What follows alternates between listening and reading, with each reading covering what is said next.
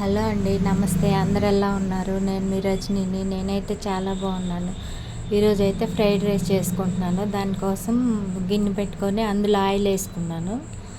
Oil వేసుకొని చెక్క, లవంగాలు, మిరియాలు, యాలక్కాయ, బిర్యానీ ఆకు వేసుకున్నాను. వేసుకున్న తర్వాత ఉల్లిపాయ, పచ్చిమిరపకాయ, టమాటా వేసుకుంటున్నాను.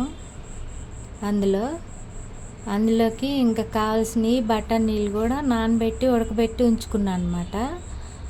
అవి కొంచెం వేగిన తర్వాత బఠానీలు కూడా వేసుకుంటాను.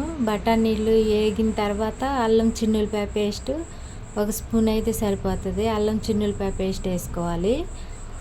వేసుకొని అది కూడా ఫ్రై చేసుకోవాలి.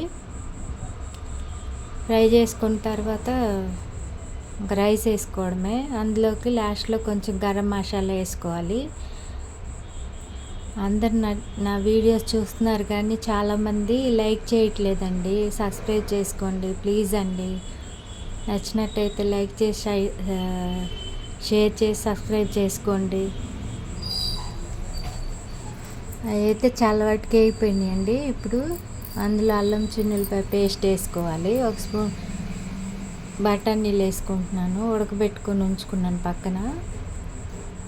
అవి కూడా కొద్దిగా సేపు 1 నిమిషం వేగిన తర్వాత అల్లం చిన్నులపాయ పేస్ట్ వేసుకోవాలి.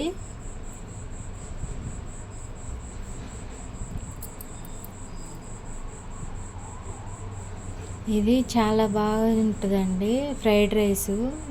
చేసుకొని ట్రై చేయండి. అన్నం మిగిలిపోయినా సరే, వేడి వేడి అన్నం అయినా సరే, బాస్మతి రైస్ అయినా ఏదైనా ఇలా ఈ టైప్లో చేసుకోండి.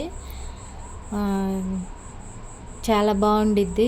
బయట హోటల్స్లో లాగా ఉంటుందన్నమాట టేస్ట్. ఇది చేసినప్పుడల్లా బాగా ఇష్టంగా తింటారు మా ఇంట్లో కూడా.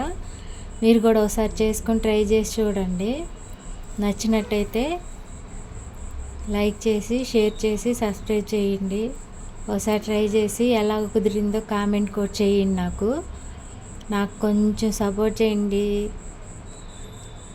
అవి కూడా వేగిపోయినాయి. ఇప్పుడు అల్లం చిన్నులపాయ పేస్ట్ వేసుకోవాలన్నమాట.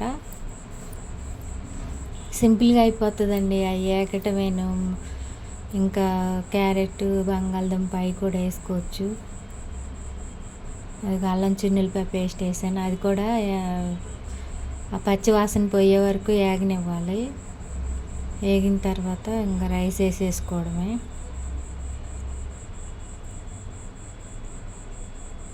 రైస్ అయితే ఉడకబెట్టి పక్కన పెట్టుకున్నాను నేను.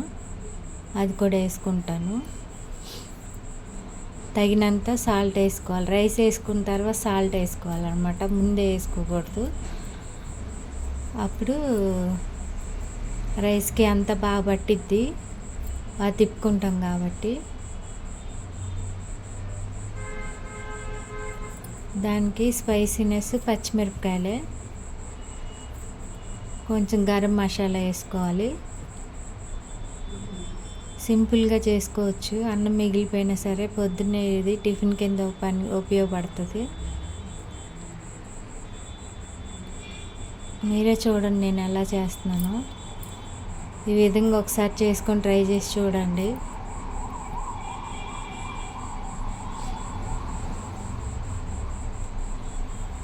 ఇంకా ఏ వంటలు కావాలో కామెంట్ ద్వారా తెలపండి నాకు. ఆ వంటలు చేసి నేను వీడియోస్ పెడతాను. రైస్ అయితే వేసుకున్నాను. సాల్ట్ కూడా వేసుకుంటున్నాను.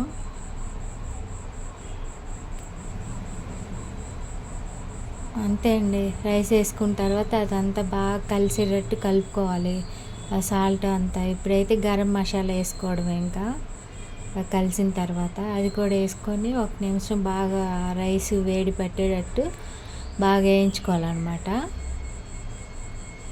ఆ ముక్కలు, ఆ మసాలా అదంతా పట్టేదాకా బాగా కలుపుకుంటే ఇంకా రెడీ అయిపోయినట్టే, తినేయచ్చు అన్నమాట. బాగా కలిపేసుకొని ఇంకా స్టవ్ ఆఫ్ చేసుకోవడమే. చూడండి ఎంత బాగా వచ్చిందో.